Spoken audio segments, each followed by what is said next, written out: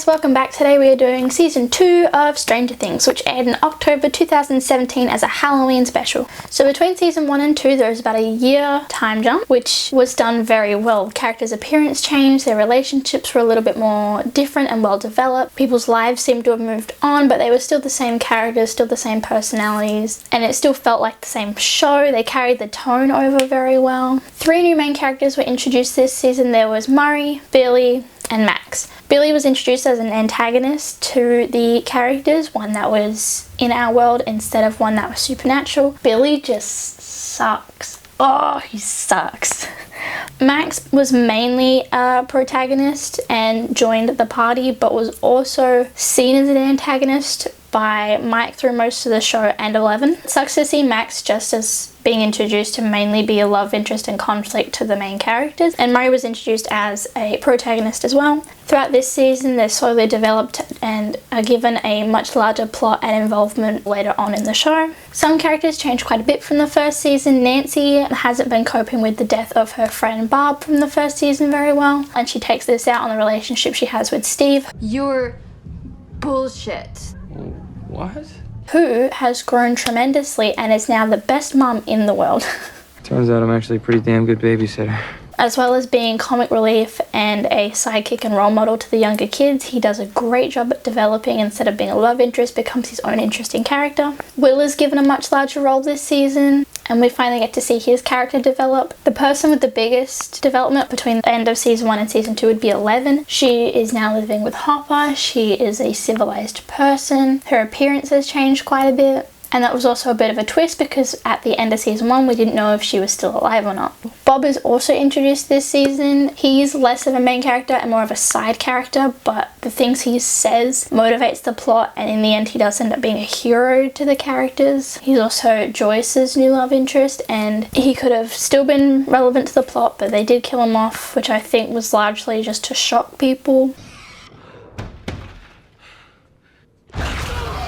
It's nice to see Will still incorporated with the party, even though he was missing during the last season. They all still involve him and act like he is one of their friends, because he is, even though he was missing for a large time period. Mike and Will do seem to be the closest out of the boys in the group, which we find out later is because they were best friends first. Eleven and Hopper have a very confusing relationship. Hopper is very protective of her, just wants to keep her safe, but she feels like she's being captured and isolated like she was in the lab, so of course she retaliates after a while. She breaks out of the house, goes on a wild adventure, saves a bunch of lives, grows up. I think she needed to do that. And throughout the whole season we continue to see more character growth from everyone, and everyone just becomes even more amazing. The production is just as good as season 1. The music and score really does stand out. The lighting is still amazing. The camera work is even better than the first season somehow. We get to see some more of the Upside Down, which still looks beautiful, especially that scene where Eleven is down in the elevator and it's all red and mysterious. Different, very different to the blue we usually see in the Upside Down, so I think that scene was beautiful and amazing.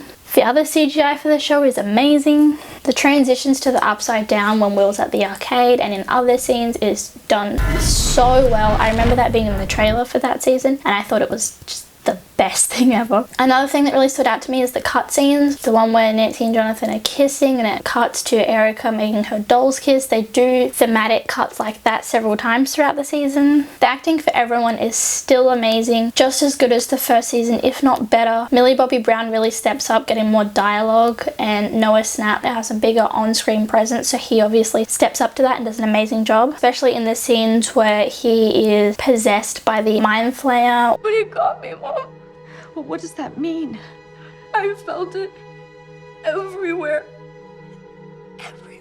Everyone works so well together, has an amazing chemistry, and even the new characters that are being introduced, it isn't awkward and doesn't change any of the dynamics. Everyone still works really well together, even with new cast members. The plot for this season is a little bit different than the last one. It does pacing very well. It doesn't chuck a whole lot of action at you and then just stop and give you filler content. It matches, and it's not just one plot at the same time. It's a whole lot of different plots intervened. The opening to the first episode has nothing to do with the rest of the show except for one episode later on. That That opening sequence, while being kind of confusing as to how it relates to the rest of the plot, does a great job at explaining a lot of things. We now know there's other people with powers like 11 out there. We know everything without exposition. We know it through the blood nose, the powers, the numbers on her arm, the police chasing them looking like criminals coming out of a bank, which I think is a beautiful representation of show don't tell. The Ghostbusters scene is nostalgic and amazing, done very well in a way that doesn't feel cheesy or like they're trying too hard. They've done it in a very realistic way. Having Will being the one affected by the Upside Down make the show feel like a carry-on plot continuing from season 1.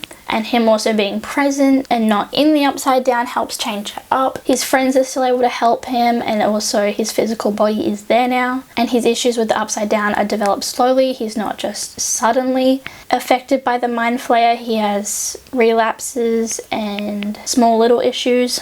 I find the plot in season 2 to be more interesting and action-packed. However, they did have some filler content that slowed it down and made it a bit boring. I enjoyed the development of 11's powers. I enjoyed them adding a new member to the party. I also really enjoyed them involving Steve Harrington as one of them. And they also, again, do a fantastic job at splitting up 5 different plots and then throughout the show intertwining them and bringing them all together, which is a hard and complicated thing to do, but it was done very well. The one plot I didn't love was with 11's sister. It was necessary. It was great. To me, it just felt very slow and exposition filled. It didn't match the tone of the rest of the show, but it was still necessary and needed to happen. And one of my favorite scenes was the snowball at the end of season 2. It feels like a nice conclusion for the characters. They're finally safe, they're finally okay. Nice way to sum up the season with a throwback to season 1. So in summary, season 2 was just as good as season 1, if not better in some ways. It does a great job at continuing the story they've already set while being its own story and being a great setup for the next season. It doesn't feel too boring or drawn out. All the plot points are fantastic. The characters are done so well. The production elements really help heighten and elevate the whole show. You can tell that the team really put a lot of effort into it, and the tone of the show is just as good as the first one. Does an amazing job. Nothing to complain about. So that was season 2 of Stranger Things. I'll see you next time. Bye.